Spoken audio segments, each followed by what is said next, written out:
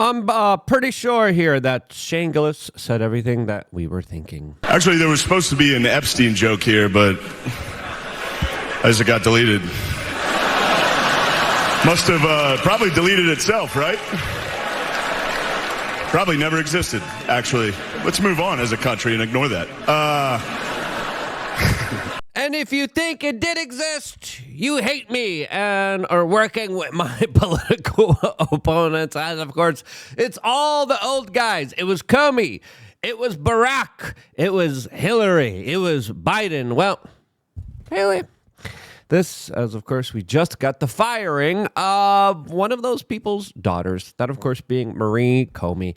Now, why was she fired? What's really going on here? As of course, her fingerprints are all over this entire saga, including even Epstein's cellmate. What in the world is going on here? As a lot of people are asking the questions, well, there might be a lot more collusion than what we are being told here, specifically when it comes to some of the most powerful people in the world with their hands in the cookie jar and their willies that they can't keep in their pants that are being protected by the current regime and government. What in the world's going on here? Well, we're going to be doing our best to try to answer that and a lot more all here on this independent media broadcast. We, of course, value your time, and if you appreciate these conversations, subscribe, click the notification button. As of course, the clip that you just saw in the beginning of this video was Shane Gillis at the ESPY Awards last night, making a jab at the Trump administration and their handling of the Epstein case, which has been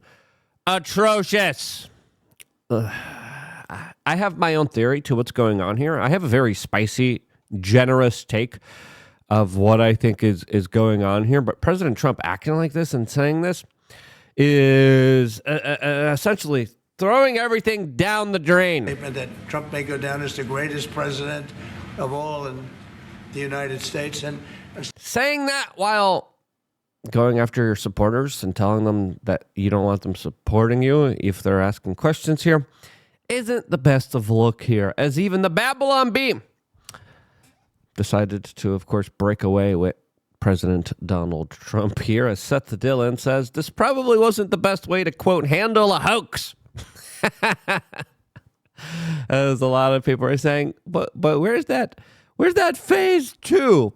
This, as of course, there have been multiple court proceedings, lots of sealed documents, by the way, too many sealed documents, in my opinion, a lot of very crazy financial transactions, as of course, Jeffrey Epstein wasn't just a procurer of small children and young ladies and women, and probably little boys too. Let's be honest, these politicians get wild, but also money.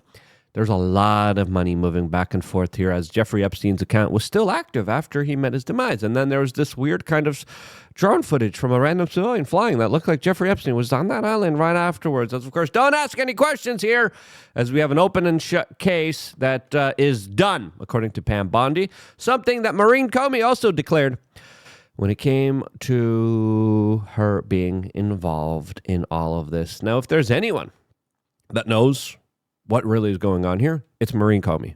All right. She's the daughter of James Comey. James Comey, big, corrupt political figure at the FBI that, in my opinion, absolutely abused his position of power. His daughter was one of the chief top prosecutors at the SDNY, a corrupted branch of the Department of Justice and the FBI in New York that, in my opinion, was the place where all conspiracies went away to die. This is where you took all those really crazy, sensationalistic, insane facts, connections, correlations, individuals that were involved here, and you kind of gave them to SDNY and the SDNY. Nothing to say here, folks. We'll give you the prosecution, but we won't give you the details of exactly what's going on here. So many sealed documents, so many tits and bits of pieces of information that never made the light of day. Now, why is that? Well, that's because of Maurene Comey. She worked at the criminal court proceedings of Jeffrey Epstein that, of course, never really kind of manifested since, of course, he so conveniently met his end. She worked as one of the top prosecutors for Ghislaine Maxwell, a case that I think was absolutely poorly handled. All of the Epstein cases, extremely poorly handled. The last time Epstein was being prosecuted, the top prosecutor got a message that he was told. He didn't even release who this message was from. People came to him and said, shut up. You're going to go easy on him because he's an intel agent. He's an intel asset. You're telling me Maurene Comey wasn't done that? What better way to do that than, of course, James Comey, the father, coming in and saying, listen, daughter, he's an asset. Go easy on him. Or, hey, you need to conceal these facts, these bits of information from the general public. You need to make sure that this never gets out there. She also failed with the prosecution of P. Diddy. And very interestingly, she also is the one that prosecuted Nicholas Tartaglione, the ex-police officer, roided up crazy man that shared a cell with Jeffrey Epstein. Just another coincidence here. Nothing to say here. As of course, listen, this is not just the person who knows where the bodies are buried. This is the person that buried the bodies, right? This is the person that dug the grave, okay? So her being fired, I mean, I said from the very beginning, as soon as Trump came into office, I was like, Trump needs to fire this. Letting her handle the Diddy case, which she did very poorly, didn't really work out that well. As of course, listen, I have a conspiracy angle I'm going to tell you about in a little bit. Before I tell you about that, I want to tell you about wearechange.shop, where we got a lot of really awesome, great supplements available to you. One of those supplements is vitamin C. Everyone gets their vitamin C needs, hopefully through natural ways. But our food, our fruits are becoming less efficient, especially when it comes to the vitamins and minerals that they used to have, that what they have now. Lots of fake stuff out there. And listen, that's why I rely on supplementation. If it wasn't for the monocropping and the destruction of our soil and regenerative farming just being not practiced at all here, we wouldn't need to supplement. But I think we do, especially with all the key vitamins and minerals that, of course, we are missing. And if people get blood tests, they could find out, oh, crap, I have too much of this. I have too little of this. Lots of people have too little of a lot of supplementation that I recommend adding for their own personal, unique, individual needs here that you should be doing based off doing your own research and homework and finding out what your body needs on a one-on-one individual basis. Now, vitamin C is just an overall great supplement. We have the liposol one that works really well, especially if you take it with fat. I take it when I have travel days. Lots of people travel, they get sick. I make sure now I have a protocol. Glutathione, multivitamin. I take a little bit extra vitamin C, a lot of rest, a lot of recovery, no drinking. That's a big one. A lot of people mess up on this one. And that's why I was like, hey, I take this vitamin C stuff, especially every time I travel. I should sell this stuff. And we looked for the best source. We got the best source. It's a great antioxidant. It's great for overall kind of health, your immune system, and I really like this complex personally myself here. It's third-party tested, made in the United States, no artificial fillers, non-GMO and soy-free, fat-soluble, high-potency, superior absorption, immune system support, collagen production for skin and joints, as well as a potent antioxidant protection. Stress recovery, cortisol modulation also has been correlated with this, as well as overall health and well-being for the heart and brain. Now, again, do your own homework. But if you're going to buy some supplements, if you have a trip or if you're going to be traveling, you're going to be around a whole bunch of people, buy it from us instead of all of the other places out there that don't really have a reputation behind what they're selling. So anyway, let's continue on with this very important conversation here. As, of course, Michael Tracy has an interesting take on all of this, saying Maurene Comey prosecuted Sean Diddy Combs for trafficking his 10-year girlfriend, who dramatized her sob story to extract $30 million in settlements, and even the New York City jury didn't buy it. Comey deserves to be fired for that alone. Humiliating waste of taxpayer resources. I agree. Now, what was also interesting about this case was the fact that a lot of key high-profile people were kept out of it, especially with this very weird and odd correlation that a lot of Diddy associates were, even when they said that they wouldn't get politically involved, got politically involved, and vast majority, all of them were campaigning and supporting Kamala Harris during this last election cycle. Kurt Metzger says Maurene was there to protect the S trafficking network, so she cooked it up on purpose. It wasn't a waste. It was the only way to protect the network. I agree with Kurt here. Actually, that's a good assessment here of all of this. As, of course, people are saying she might have gotten a conviction when R. Kelly and Weinstein went down. Post-Kavanaugh, these cases turned to dust. Now, that's a lot of assessment and extrapolation there, but that's what some people were feeling throughout all of this type of scenario here. Now, the fact that Maurene Comey knows a lot, not just about Epstein, the cellmate, but also Ghislaine Maxwell. I think the Ghislaine Maxwell case was just done horribly wrong. I mean, you're going down for S trafficking, but you don't even name the people that were customers here. How's that case allowed to happen? As, of course, a lot of people are saying, well, if there was no blackmail operation, there was no client list, Epstein just took himself out. He was just a regular Joe, right? Ghislaine Maxwell deserves to go. That's what people are arguing here, as now people are taking another look at the case that Miss Comey was handling. And they're saying there's a lot of weird things surrounding this. I mean, we have to understand here. I mean, we're talking about his cellmate. We're talking about she was working on the original Epstein stuff. Now, will she actually come out and say anything? I think she should testify. I think honestly, Congress needs to say, okay, come on. We need you under oath. We need to find out what's going on here. And people are saying, Ghislaine Maxwell needs to testify. I think she needs to testify. But because, listen, she probably had intel agents come to her and be like, look, this is what intel agents do to prosecutors. They did it to Acosta, Trump's former administration member, that specifically came out, oh, yeah, I was told Epstein's intelligence. You think Maurene didn't get the same type of call? She probably got it from her father. Let's just be honest with ourselves, especially with what Kash Patel previously said before, saying that a lot of the Epstein receipts are at the FBI and that we should put on the big boy pants and stop protecting predators out there in our mainline society. As now he's telling everyone not to believe in the conspiracy theories and that he loves working for Donald Trump, which Donald Trump probably made him do. Now, her being one of the big players here and her going down here, a lot of people are saying is not an accident here. Now, some people on the left are saying, oh no, they're covering, the Trump administration's covering. She's the cover-up artist, in my opinion. She's the one that's responsible for the cover-up efforts, in my opinion. She's the one that skillfully covered up the entire matter, the entire situation with Ghislaine Maxwell, so there would be no public figures implicated in any of this. So if anyone needs to testify, if anyone needs to be questioned, it is, of course, the Comey family.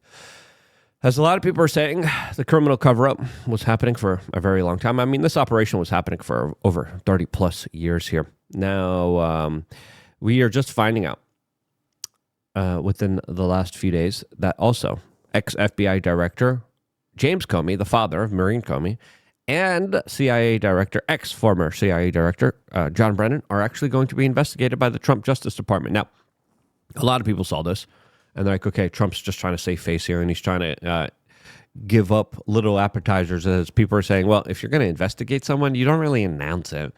You investigate, and then you charge someone, okay? Announcing an investigation, that people are like, well, you're just trying to, like, make sure that the base is going to be satisfied with your actions here when the base is very unhappy with everything that you're doing. Could this firing of Maurene Comey also be a plea to the base to show them, hey, guys, we're on your side here. We're fighting the deep state? Well, is it going to work? I don't think so, because vast majority of people are still wanting legitimate accountability and transparency here. As Mario Nafal here writes, whatever happened to all that evidence against Epstein? As he writes, the FBI chain of custody for evidence is meticulous. It is well documented. There's a long process designated to ensure the integrity of authenticity and admissible of physical or digital items from the moment they are collected until they are presented in court or disposed of. It serves as a chronological record that tracks every interaction with the evidence, preventing tampering, contamination, loss, or unauthorized access.